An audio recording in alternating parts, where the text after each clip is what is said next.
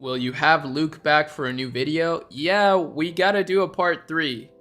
It's in the books. We'll get it done eventually. We definitely will get it done eventually. How did you first meet Luke? How did I first meet Luke?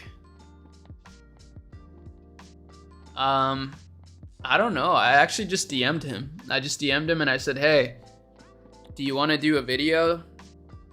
Would you do like a call with me for YouTube? And I don't know why. He just agreed because I already had a bit of a following. So he was like, yeah, let's do it. And then we did it. And that's it. But honestly, I will say when we did that, I don't even think Luke had a YouTube channel yet or anything.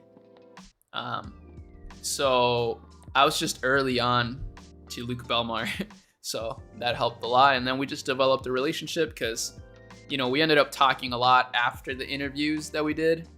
And we have a lot of similarities. So, for example, he moved from Argentina to the US. I moved from Chile to the US.